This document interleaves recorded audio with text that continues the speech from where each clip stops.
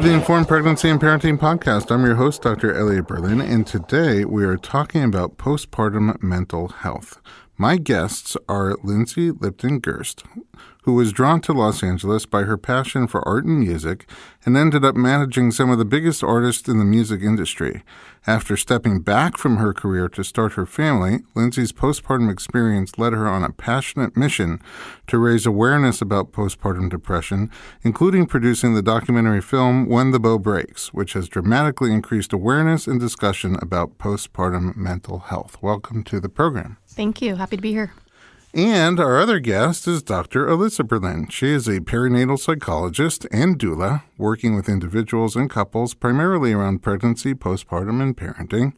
She's developed the AfterBirth plan. It's a program to help expecting parents prepare for a smoother and healthier transition to parenthood and family growth. She's the best wife a guy can ask for, and she's an amazing mother to our 4 delicious children. Welcome to the podcast. Thanks, honey.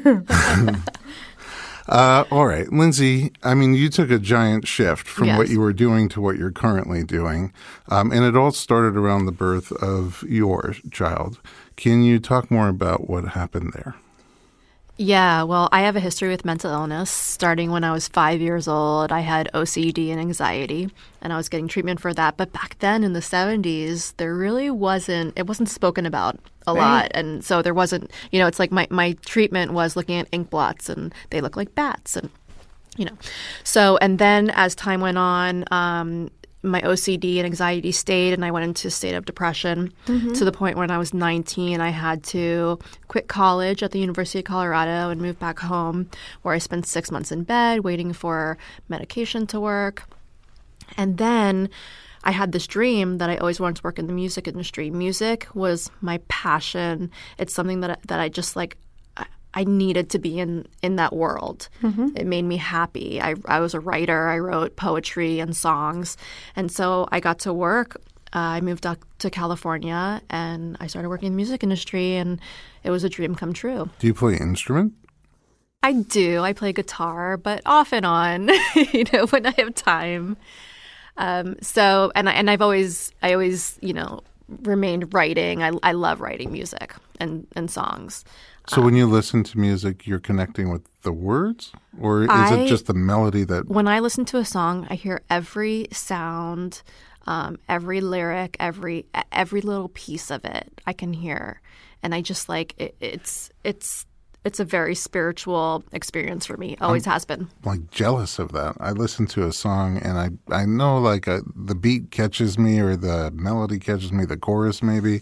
But I don't know if you ask me what the words are, I probably couldn't tell you on most songs. Who the artist is, no way. Yeah, I'll be at a concert. We go to lots of concerts, and my 9-year-old son loves rock music, so I'm very lucky. So we'll go to a concert together, and I'll have to stop while the artist is singing and write stuff down because it inspires me. Wow. Wow. And I'm jealous of both of you because I'm tone deaf. So but you can still hear I'm it. not even on the plane. Okay, Alyssa and I have been to a total of 3 concerts. And you can't even count the first 2. So we've been to Wait, what were they? We recently went to hear John Legend. Which was amazing. That's amazing. Yeah, that was a really incredible experience. So moving. He's so talented. Oh, yeah. And I loved his music.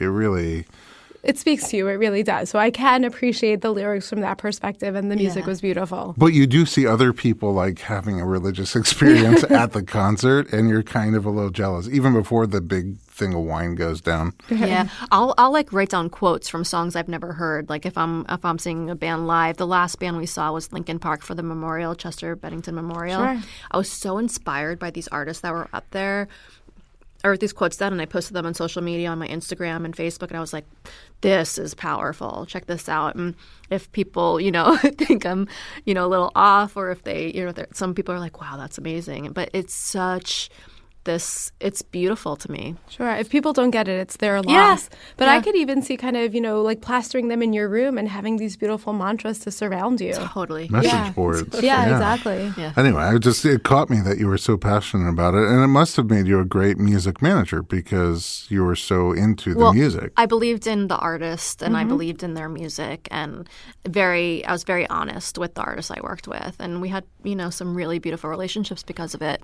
Whereas a lot of people go into the industry because they want to be a part of the scene. I was there because I loved music. That's really cool. And then when I was 30, I was still in the music industry. And it was a dying industry at the time. We were shifting from, CDs to digital.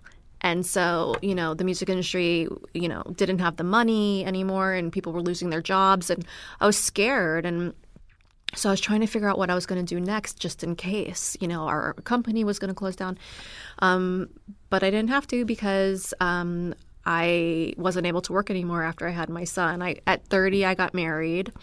And then 5 months later, we found out we were pregnant. While I was pregnant, I got very sick with postpartum depression. And do you want to explain what that is, postpartum depression? Postpartum depression is depression while you're pregnant. Right. But I also had anxiety and OCD during it as well. And thank you for sharing that, because most people assume that postpartum means that it has to happen after the baby's born, and they don't realize that most postpartum experiences really do start during pregnancy. Right, which for me, I wasn't surprised that I got it. I wasn't surprised that I had the anxiety that went along with it. But it was definitely an overwhelming experience because, the thoughts that went through my head was I can't do this. I need to end this pregnancy. There's no way. I'm not going to be a good mother. I can't be a mother. I'm not ready yet. And so those constant thoughts. And then it started shifting to, I haven't felt the baby move in an hour. I need to go get an ultrasound. And I think I got 20 ultrasounds while I was pregnant because I was so freaked out that something was going to go wrong. Did you get a home Doppler to listen to the baby? I didn't. I went to my doctor's office in the hospital so many times. Did you know about the home Doppler? I didn't. You just listen? No, but one. I probably should have gotten that. Well, and it sounds like it might have been that double-edged sword. Yeah, it can go either way because then you might never stop listening to the baby. I probably would have done it 20 times and a like day. you said, when you talk about the fact that you've really known anxiety all your life, it's not surprising that you experienced it during pregnancy.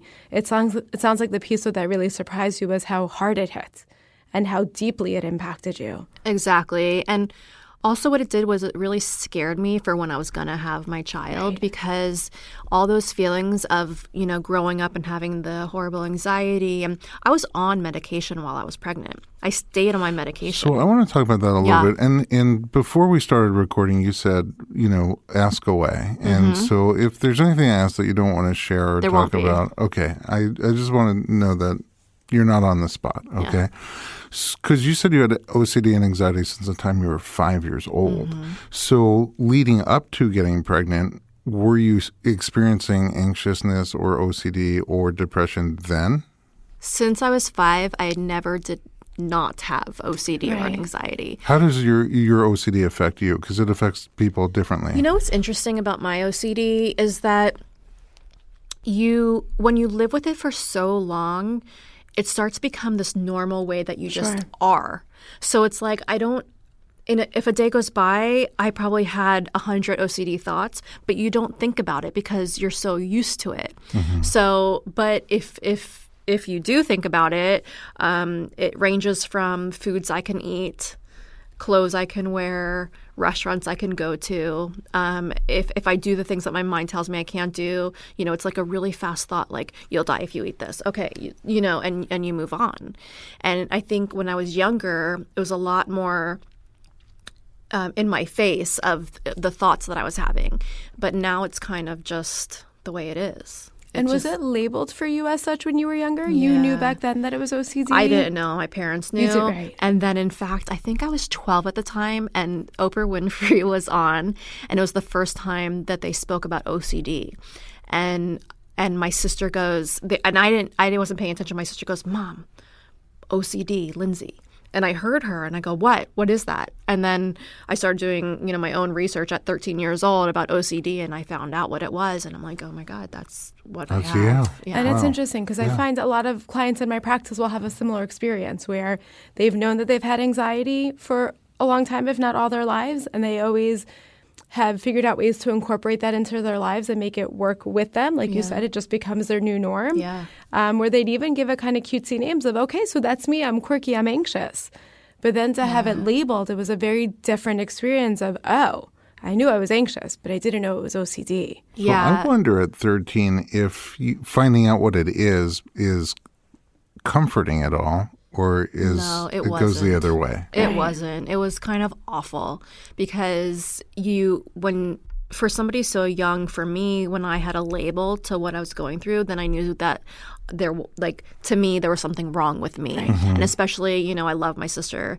But for her to say, Mom, OCD, that made me feel like it was like the secret thing and, like almost like taboo. Right. Do you wish you had known earlier? No, I don't think I would have understood it. Yeah.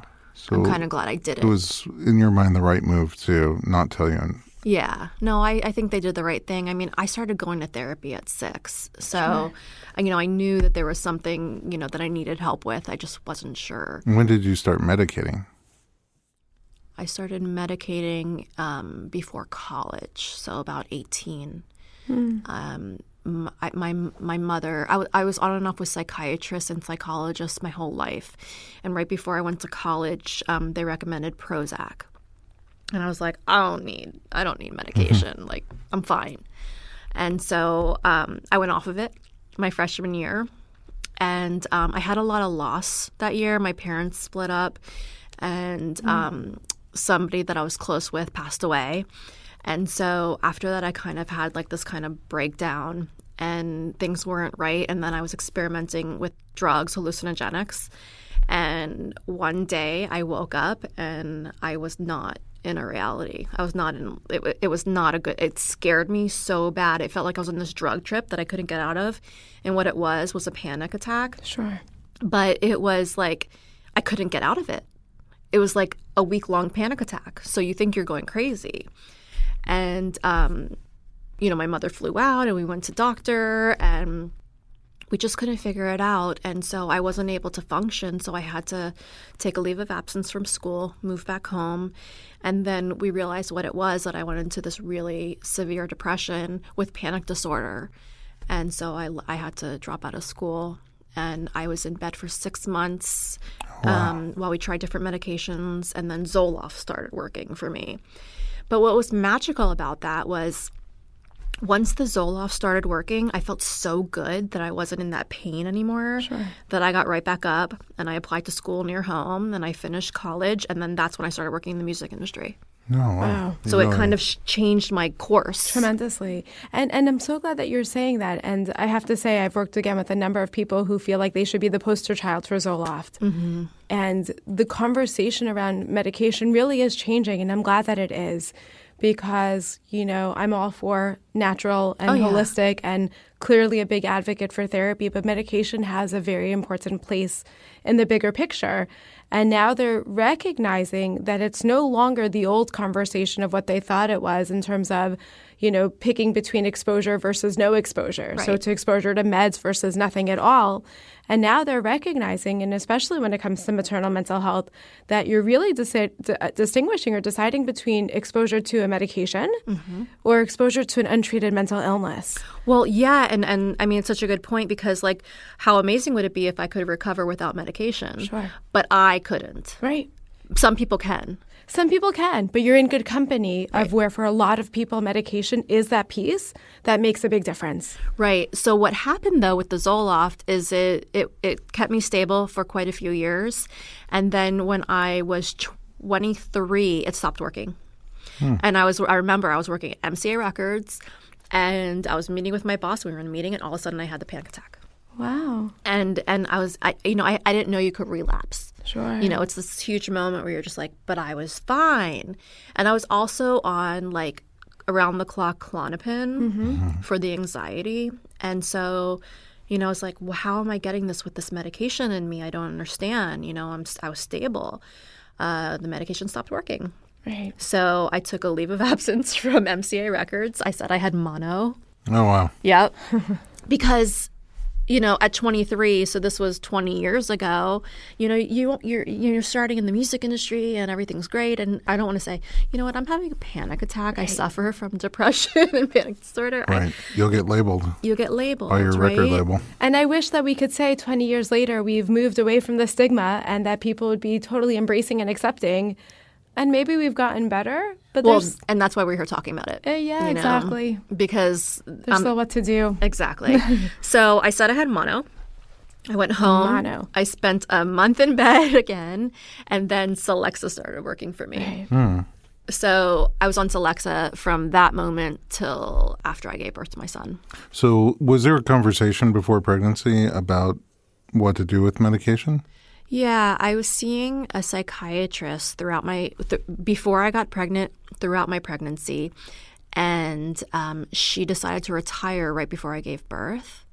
Oh. And so she recommended some man that she knew, and I was like, well, I'm just going to trust her. And, so the first time I saw this new guy was when I was in really bad shape after I had my son. That's a hard time to be meeting someone new. Something new. Yeah. But so we did talk about it, and we had a plan. And when I was struggling with postpartum depression, we didn't want to change my medication. We just wanted to, work on it and just, watch me. And, I made it through. I didn't. So you didn't change your meds at all? I didn't. Once the pregnancy started? Because the Celexa was safe. People are so scared to take depression while pregnant, but I'd rather have that than nothing at all and go, really not be doing well. So I chose to stay on the medication. Which is a really brave decision. Yeah. And I'm so proud of you, and I'm happy that you were able to do that. We recently had Amanda Seyfried on the podcast, and she talked about how she didn't stop taking her medication during pregnancy because she also has OCD and panic attacks. And there was the media ran away with it, saying Amanda Seyfried took her medication her mental health medication while she was pregnant. And then, respectable news outlets brought in experts to talk about it. And that's what you're supposed to do. Yeah.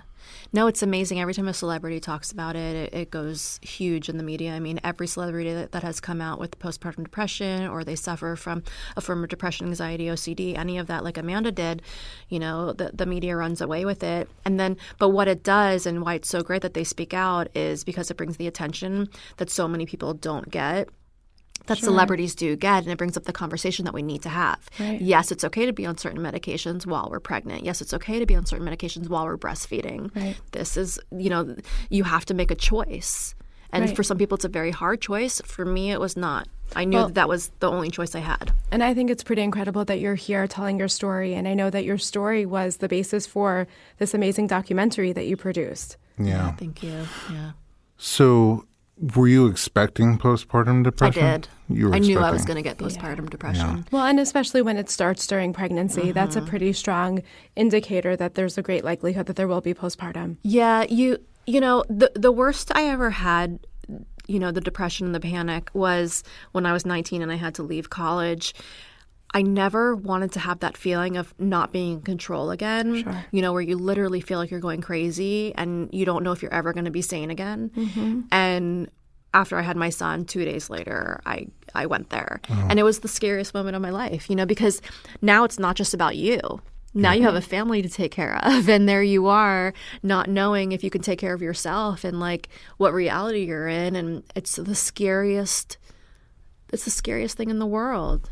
Sure, it is. And it sounds like it hit really early on after baby. And you had your psychiatrist was out of the picture. Yes, that was extremely scary because when it hit so hard after I got home from the hospital, and I had a traumatic delivery too, which did not help.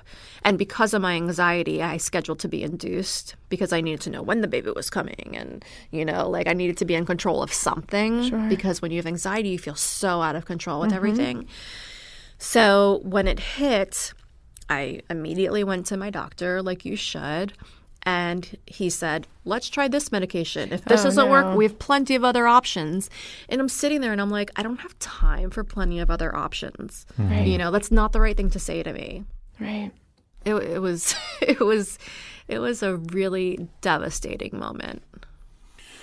And you share your experience in the film. Yeah, and When the Bell Breaks. How did the film come to be?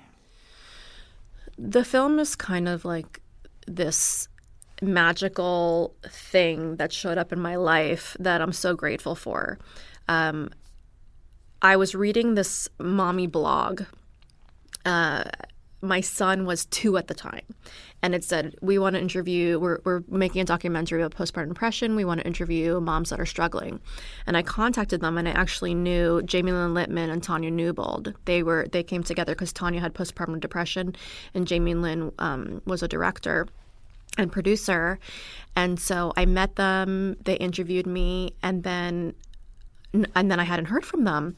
And so I contacted Jamie Lynn like a year later, and I was like, what's going on? She's like, oh my God, we need to meet. And so what happened was they wanted to bring me on board as producer as well. And then it turned into let's share your story in the film, because my son was 2 at the time and I was still not well. And we showed my journey to, through the illness and recovery and all the treatments I did. And we also, we interviewed so many people ranging from the baby blues to postpartum psychosis and everything in between. So we really wanted to educate. And our biggest purpose was for people suffering to know they're not alone. Sure. These are these stories. You're going to relate to one of these stories. And so we made the film. And by the time we finished the film, my son was 6. And there it was. Oh, I just got goosebumps.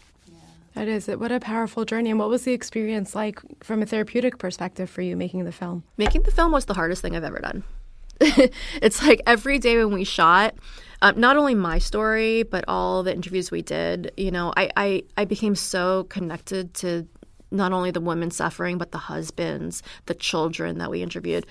It was so all-engulfing, and it was so hard. But at the same time, we knew what we were doing was something really powerful and that would have a huge impact. And when I want to go back, because Brooke Shields is the narrator and along with myself, executive producer. And when she came on board, I knew that what we had was going to go far, because we had this woman that had this, she was a pioneer. Yes. And talking about postpartum depression and perinatal mood disorders. And she got it out there with her book, Down Came the Rain. And so this is kind of like the next step that's out there. Like, people can see, what this illness does and the stories. And making the film, although it was the hardest thing I ever did saved my life. So it was your therapy. It was my therapy. Absolutely. It's kind of like my second baby. Sure. And Absolutely. I'm always going to talk about it, because I feel like I have this responsibility now that it's out there, and I share my story, and I'm this face of maternal mental illness, and I just don't want to stop. I want to keep going and help more people. How's the film been received? Really wonderful. I'm actually sitting here trying very hard not to spoil the ending, because the whole movie is just so powerful and so moving, and really does a beautiful job of, like you said, portraying the gamut. Yeah. You definitely have a number of more severe cases than I think the typical normal face of depression. But like you said, I imagine that people who are watching it will be able to connect with one of the different women in that story, if not multiple ones. Yeah, since the film's release, which was in May, it was released on Netflix. It's also on iTunes and on most video-on-demand platforms. It's in over 70 countries now. Wow. Congratulations. Thank Lindsay. you. So, and I am the person behind the Facebook page and the Instagram. So anybody that writes on that page will hear from me. And in the film, I say I don't care if there's one person on our Facebook page or 10,000 people on the Facebook page. I'm still going to be there replying to people, because the power in knowing you're not alone and you're not crazy is so huge in getting help and getting treatment. I hear literally every day, I hear from new moms struggling that have watched the film and say, that person was talking about my story. Oh my God, that's what I went through. Especially the intrusive thoughts, because we don't want to talk about it, because we don't want to be seen as crazy mom. Sure. Because of the stigma attached to it. Right. And I think that's where the field is doing a really good job in terms of providing better education. Yeah. Where we used to think postpartum, was only depression. Yeah. And we didn't even recognize initially that it would look more anxious than depressed. And now we're also recognizing that, postpartum bipolar, postpartum OCD are also very common experiences. Anxiety, psychosis, depression, everything. Which is why now the new term is perinatal mood and anxiety disorders. We know it can start during pregnancy, and we know it looks a lot of different ways besides just depression. Exactly. And, all the stuff from like a history with depression, there's so many things that can lead to it. Right. It's powerful because there's so many people working so hard and so many advocates working so hard in this field. And I'm just grateful to be a part of that. And I hope the film, gives a good insight to what to look out for. Sure. We show some really scary things in there. The psychosis stories are hard to watch and, they can be triggering. But there's a reason for that. We need to educate. Sure, absolutely. And it does a wonderful job. And I know you have some amazing experts in the movie portraying that and sharing that very valuable information. And I'm with you. There's one thing to be able to read it. There's something very different and powerful about seeing it in front of you and hearing the women and the partners. And I know your husband speaks in the movie. And to me, that was one of the most powerful parts. That interview saved our marriage. I don't doubt that. Yeah. Because it is. And, very often we make the mistake to think that it's a mother's issue. We call it maternal mental health, but it's really a family issue. Yeah. And it's something that impacts every member of the family unit. Yeah, and since the film, I've heard from so many people that want to make a documentary about paternal mental health because fathers suffer too, and fathers can get postpartum depression. Right. I smell a sequel. Yeah. Not from me, but somebody else should make that. All right, we're going to take a quick commercial break and then come right back and continue the conversation.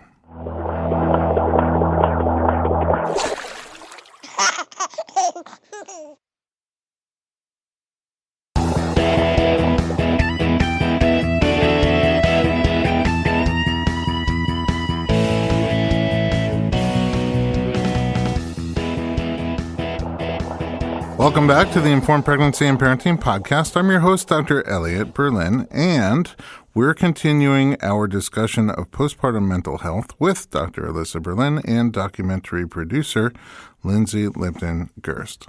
So you've definitely, by sharing your story and by producing the film, you've highlighted an area that's been very dark. You've shined the spotlight on an area that's been very dark and under-talked about and under-treated. And it's a move in the right direction. And part of the puzzle pieces that bring it all together are the mental health experts who are now trying to help women and their partners understand what to look for or how to prepare for the postpartum transition. So you, Lindsay, you had mental health issues from a very young age, and you knew about them, and you expected postpartum depression. But postpartum depression and other postpartum mental health issues can arise in people who have absolutely no history. And so I know you, Alyssa, have spent years now putting together the AfterBirth plan and are trying to somewhat single-handedly help people identify things that they can do during pregnancy to prepare for a smoother transition afterwards. Can you tell me a little bit more about that? Sure. And it has been very much my passion to, whenever possible, prevent people from struggling in the ways that Lindsay has described or in the ways that we know families are really struggling now postpartum. And that was really the thinking behind, the program, the AfterBirth plan. For the most part, most people, when they find out they're pregnant, they skip to delivery. And what's that very, very important day going to look like? But we miss the journey of pregnancy. And we don't really spend a lot of time planning for afterwards. And, I oftentimes will use that analogy of instead of planning for the wedding, let's think about the marriage. Let's think about the relationship that's going to ensue, right? So instead of being so focused on Labor Day, let's really think about what that journey into parenthood is going to look like. And it occurred to me that we all make birth plans, right? Most of us have birth plans or birth goals, as they're now being called, but rarely do we make an afterbirth plan. And it's really important and it's really necessary to have that blueprint that can help to navigate that journey. Birth is a very static moment, right? There is, as long as it's going to take to get there, there's going to be that one very definitive moment when that baby is born. But parenting is a journey. And to help women and couples and families recognize they don't have to have it all figured out from day one. And if they can just take a step back and give themselves some space to navigate that, it can be a much smoother transition. And, the old adage that, there's no parenting manual, so you just have to kind of jump on in is actually an antiquated idea. There is so much research now that is out there that can help us plan and prepare for a smoother transition. And that's really what my focus has been, especially with an emphasis on the couple, because we know that the nature of the relationship between partners is probably one of the bigger risk factors that will indicate, if there's going to be a postpartum issue. And you work individually, you work with couples, but then you also do workshops. Yes, I work, right. So whenever possible, I'll work with couples during pregnancy, help, usually the structure of the workshop is threefold. The first one is helping people develop accurate expectations for what that transition to parenthood looks like. We're all in a much better place if we know what to expect and can plan accordingly. So although Hallmark does a great job of telling us the fun, cozy parts of what having a baby looks like, we know that there is another side. And we do know that 67% of couples really they struggle and they experience a decline in their relationship satisfaction. And I'm a big believer that anything that almost 70% of the population is doing is normal. And helping to normalize that with information and education is really powerful. The second part of the workshop really works or speaks to how to help that couple stay connected.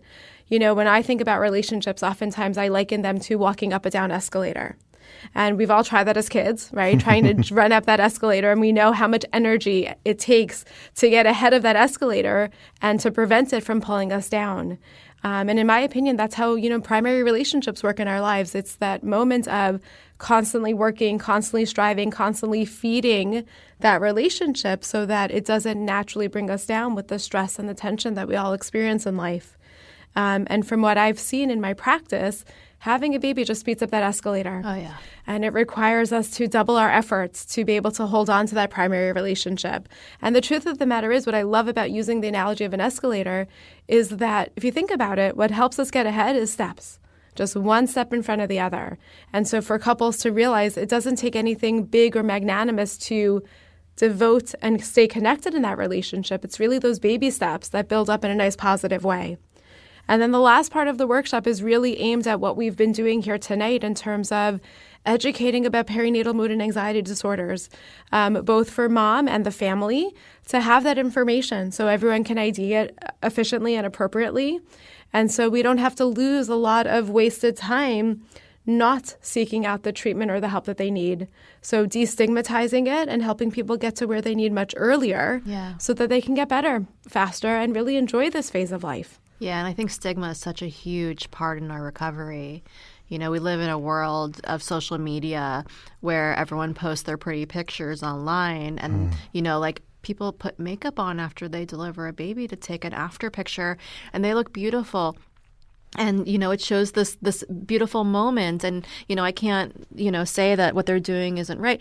It's right for them. But what it does is some of us that have this really awful experience after birth, we don't all look like that. And we don't want to be seen as, this unfit mother. We want to be seen as having it all together, especially for the pictures that we get to choose to post. Right.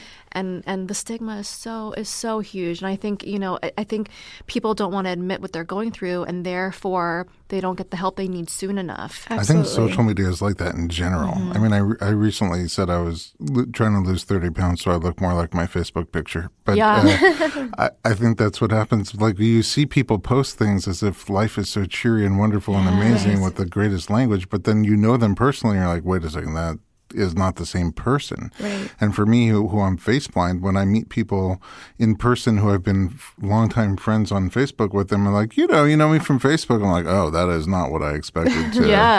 You don't look like that. Yeah. And it is. That inferiority complex is so deep. It's interesting because I'll work with clients all the time over Skype. Yeah. And every now and again, the room I happen to do it in is also our laundry room. And every now and again, I'm like, oh, should I move the laundry out of the way? And I'm like, you know what? No, I'm going to leave it because this is real life. This is real life. And exactly. It's not always easy and it's not always clean and put together. And our laundry is not always put away, literally and figuratively, right? Yeah. And what, it's like postpartum depression and any form of a perinatal mood disorder, you don't know what the person's going through by what they look like. Right.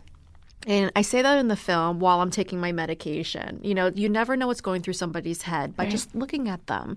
And so I think that it's a scary world we live in, you know, with Instagram and Facebook and Twitter. And, you know, I do it myself, you know, where like you take pictures at dinner with friends and like, no, I can't post that one because like, I look better in that one. Right. You know, but it's not real. Although I have not yet learned the art of a good selfie. So you'll have to teach me. Totally. But it's very true. And like you said, it's so overwhelming and intimidating.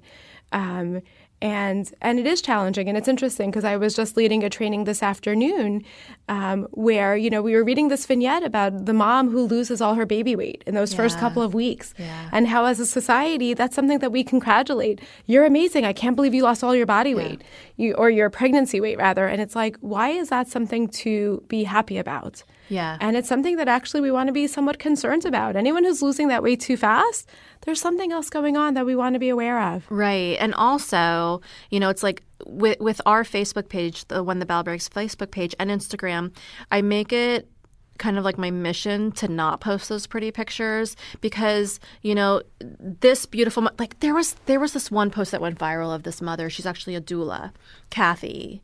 I don't remember her last name, but she posted a picture of what postpartum depression looks like with her kids, and in the same image, she posted a picture, you know, of what postpartum depression does not look like, and she was all beautiful, you know, and the picture of postpartum depression was her hair's a mess and her clothes are raggy, and you know, like the room's a mess, but in the other picture, the room's beautiful and everything's put together. And it shows that this reality is not true. Right. You know, it's like I could have a perfectly put together house, you know, and because I'm OCD, my house is immaculate. I'm sure. Immaculate. Like, I don't care how bad I am, that house is going to look good. You know, and like I could have my hair done and makeup on, and it could be the worst day I have. Right. You never know. You can't tell. And that's it. And you know what? It's interesting because unfortunately, or whatever it is, you know, maternal mental health, it doesn't discriminate. It's an equal opportunist kind of, you know, experience. So it doesn't matter socioeconomic status, walk of life, anything. And what I love about what you're saying is it's really helping us to learn to not judge and not to take things at face value. And when there is a new mom who seems to be having it either all together or not, to just slow down and ask those questions, to take that moment and really connect with her and see how she's doing. Yeah.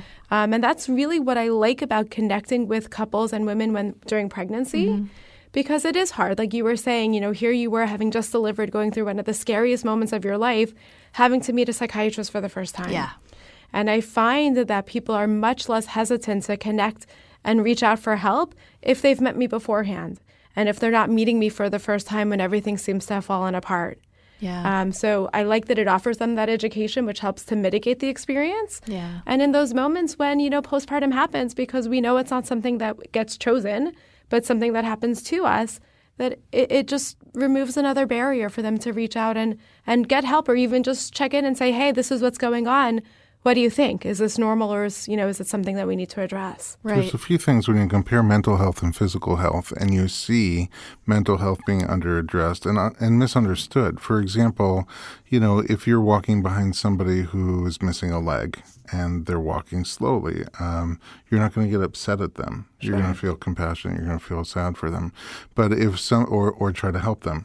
If somebody's in front of you, and even if you know they have a mental health issue, and certainly if you don't, because like you said, Lindsay, you can't tell by looking at somebody.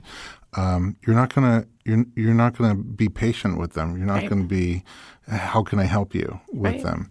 And the other thing is, during pregnancy, when you go in for your prenatal visits, especially in the medical model, we're very focused on the physical. How are you doing? How is your growth? How much weight are you gaining? You know, do you have any physical symptoms? What's your blood sugar like? Your blood pressure? We have all these things that we test for on a regular basis, but where is the testing for how are you feeling inside? Right. And it doesn't exist. These little markers that we're looking for are physical. They don't happen on the mental side. And the midwific model, I think it happens a little more. It's a little more holistic.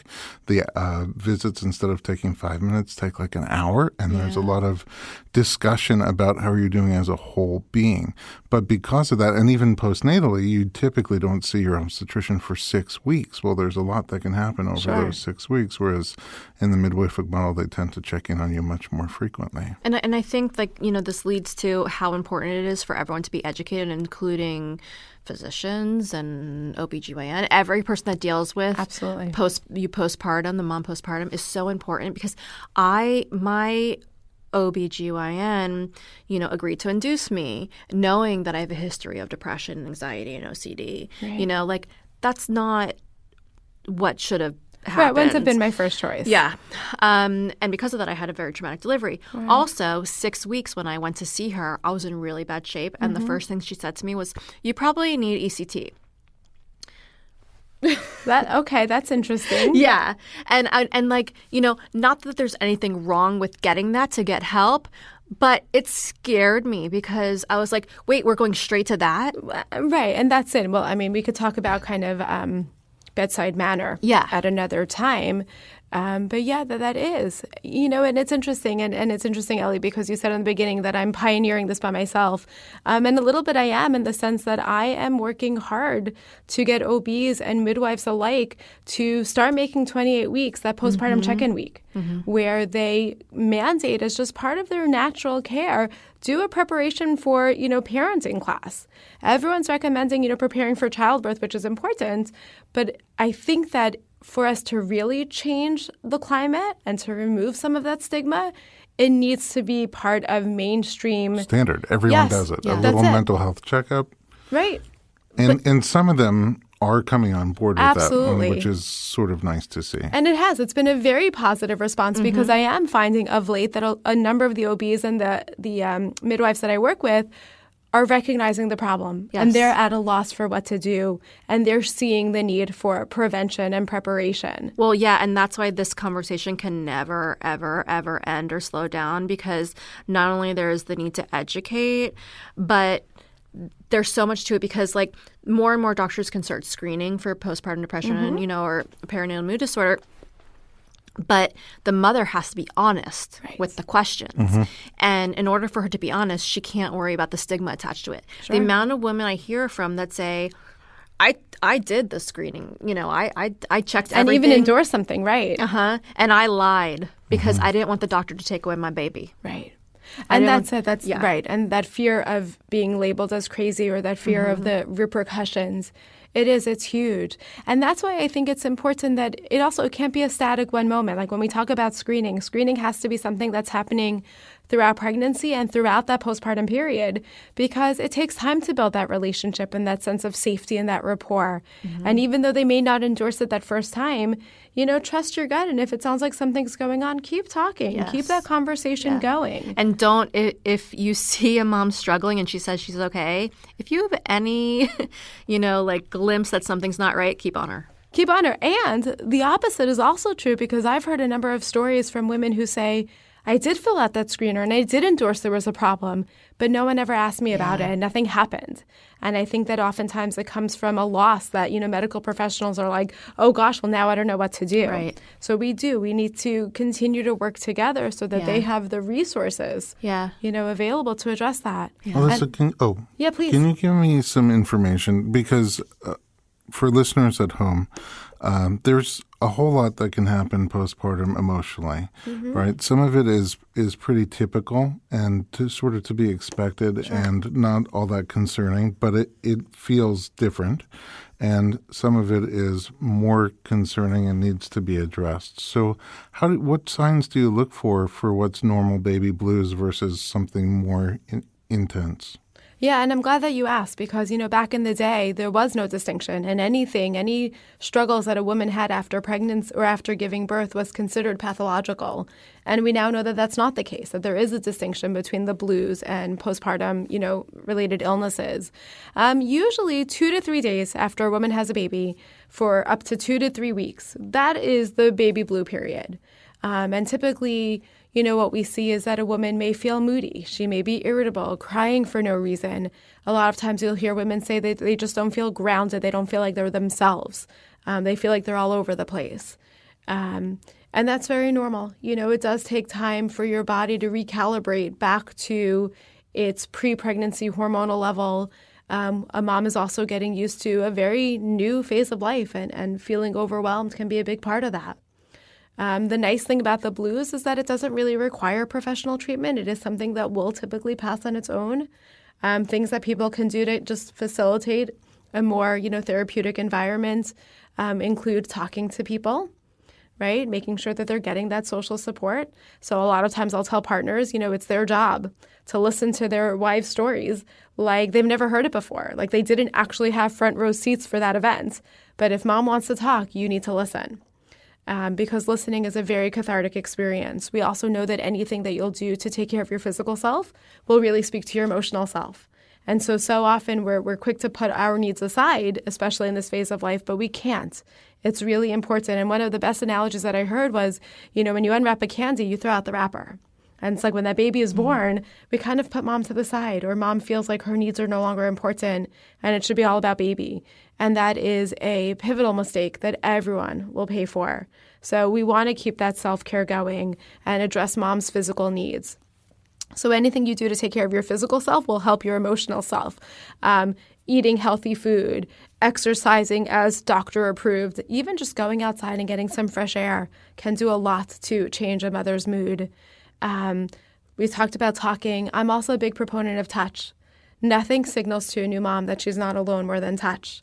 And if your partner happens to not be the touchy-feely kind, great, get a massage, right? Touch is just a valuable experience for us as human beings. When we segue past that 2 to 3 week mark, that's when we're looking at symptoms, if not a full-blown disorder, whether depressed or anxiety, or the gamut that we had talked about.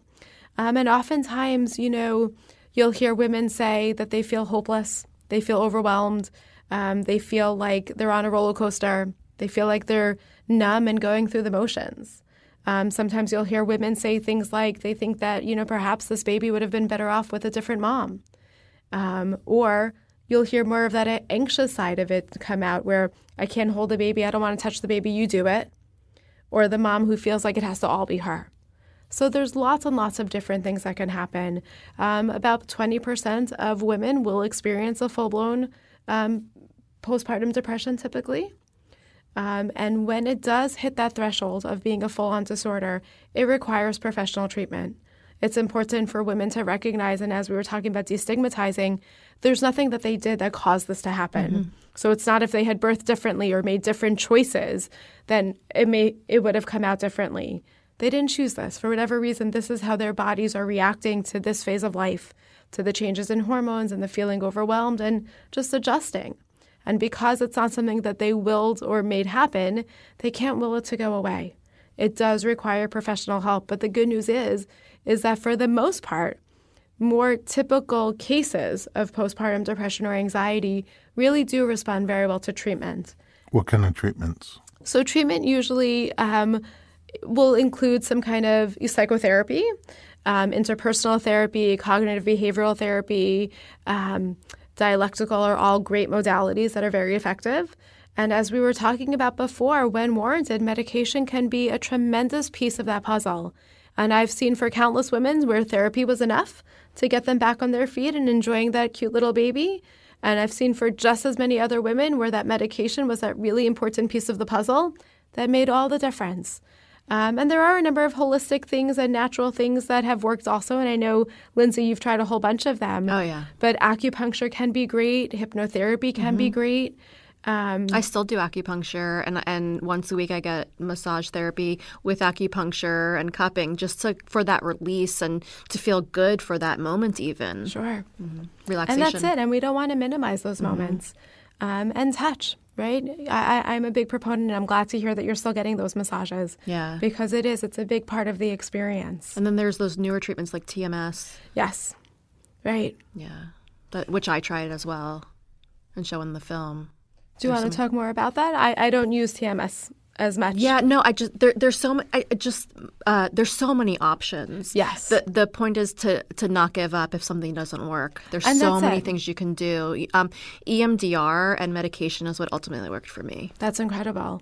And EMDR, right? Eye movement desensitization is tremendous. Oftentimes, it is a treatment of choice for trauma, exactly. And can just target it from a very different perspective. So I'm glad that was effective for you. Yeah, and it is. It's a wonderful proponent that's out there. Yeah, Do you have thoughts on why? I mean, 20% seems like a large number for mental health illness, right? Sure. Earlier you said, 70% of society is doing something, then it must be the norm. But 20% is a big chunk. It is. Are there things about our society now that make us more susceptible? Yeah, one of the biggest components, I think, is just looking at how transient we are. First of all, let's talk about the amount of stress and the nature of society to go, go, go, right? We're under such a huge amount of stress and the expectation that you pop that baby out and 6 weeks later you're meant to go back to work. So that in and of itself is tremendous and daunting, right? You're still not even sleeping through the night, yet you're supposed to somehow function all day and be, a contributing member to society and then come home and take care of that baby all day and all night. So that's overwhelming. But especially when you couple that with the fact that we've really lost our village. We've lost the family connection and the family support. I don't believe any of us were meant to do it on our own. We were meant to have the support of family, well-meaning aunts, uncles, neighbors, a team to really help us to take care of that one baby. And we don't have that anymore. Even the grocer, the town grocer. Absolutely. There are cultures that have part. that village, and the percentage is so much lower than what we have. Tremendously. And it's like, now, like families are all across the country and so we don't have that. And for me, I just wrote a piece on the village. I had to form my own village. Yes. So you're all alone. You don't have your family nearby. Your friends have disappeared because they're afraid of you and, don't want to be around sadness all the time. Right. And so what do? You don't stop. You find your own village. That's right. You create it. And I'm with you. And it's one of the things that we do in the AfterBirth plan is helping people to start a master village. So I created a document. It's this 2-page document with everything you need to know for that postpartum period, including who are you going to connect with for lactation support, mommy and me groups, postpartum support, Yes. food, right? Get that local grocer on the list. Yes. Great apps that are out there that can bring things to you without you having to go out and do it. So I'm with you. Even though we lost the village of yesteryear, it doesn't mean that we just sit and we struggle, Right. but we put it together. Right. I think the biggest thing is you don't give up. You keep going. That's and right. You find what works for you and you find your people. And you're a clear testament to that. And to this day, I mean, Ellie and I, we don't live near family. We live in LA and everyone, in our family is back on the East Coast. And I remember to this day, one of, some of the hardest moments would be when the baby would be sleeping, but the 2-year-old needed to be picked up. Yeah. And you're kind of in that moment thinking like, who am I going to sacrifice in this moment? And it was one of those things that I took on to do for friends when I could, as my kids got older, of stay home with the baby. I could bring you your 2-year-old. Because it's those challenging moments of how do you divide yourself into so many different pieces. Yeah. But to be able to call in a neighbor and say, hey, can you grab so-and-so for me? Yeah. It's life-changing. And also now things have become, to us like so much easier. Like I feel overwhelmed doing everything in the day that it gives me anxiety to go to the grocery store. Now they have Instacart or Amazon delivery. It's like, what do you choose to spend your money on? I choose to spend it on that delivery fee. For sure. Because that's what helps me today. Well, you're talking to an apps junkie here. Oh, yeah, because I Ellie, use every app for everything. oh my goodness. Yeah, and he has hooked us up, but it's true. And I'll tell couples that all the time that I know it feels like a lot of money up front.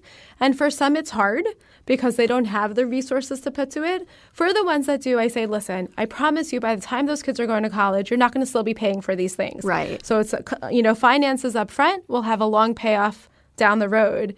And I tell the ones who don't have the wherewithal that every time a baby is born, they come with 2 new best friends, and that's creativity and flexibility. Yeah. And how do we still work the system? And so maybe we don't have the money to pay for the babysitter, but maybe there's a neighbor nearby, and we can swap and we can take turns. And by the way, what an amazing after delivery present, better than baby clothes or another bottle warmer. Get them a doula for the night. Absolutely. Right? Yeah. Yes. If you take nothing else out of this podcast, Yes, that is do the that. take-home message. All right. I was going to talk about, but it looks like we'll have to do a whole nother episode on the non-birthing partner and postpartum mental health, dads and partners. I really am so grateful to both of you for being here. Lindsay, where can we find you online? I feel like you're just warming up on your journey here. I'm very passionate about this, and I'm so grateful to be with both of you who are so knowledgeable, and I love you, Alyssa. You're just like in my heart. Hey, I know how you feel. Yeah. You were sitting next to me when the film premiered, so you're very special to me. But yeah, I am, this is something that I'm not going to stop. This is something that unfortunately I went through, and I just, I'm available for anybody that needs to talk. You will find me on our Facebook page, When the Bell Breaks, a documentary about postpartum depression. There are some copy sites, so just make sure it's the correct one. And if you private message, it's me that will get back to you. And I also, there's so many organizations that I can connect you with that can help you. Mm-hmm. I'm always around to talk, and I'm always going to speak out about it. We talked about this earlier, how important it is, there's a reason why we go through these things, and there's a reason why we suffer, and it's to educate and teach. And at the end of the day, this film is what saved me. So I hope that, if you're struggling, just know that there are trigger warnings in the film, but it will educate you, and it will help you, know that you're not alone. And I'm always around to talk to. Thank you. And Alyssa, where do we find you online? Sure. And I think it's serendipitous, Lindsay, that I happened to sit next to you for the documentary premiere. And I feel like it bonded us forever. So I feel very honored and humbled to have that connection with you. You can find me online, www.drberlin.com, as well as the AfterBirthPlan.com. And please feel free to reach out. I work with people online, over the computer, in person, whatever you need. I want to make sure that you have access to that information and really just help you to have an easier and smoother journey into parenthood. Thank you. Thank you for again, having me both. so much. And at home, thanks for listening to the Informed Pregnancy podcast. Visit us online for lots more pregnancy and parenting media at informedpregnancy.com.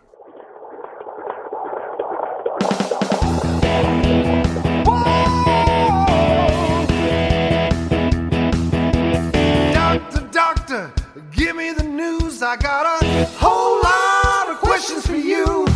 This kid's gonna test my will. I got a lot to learn, and my baby's due.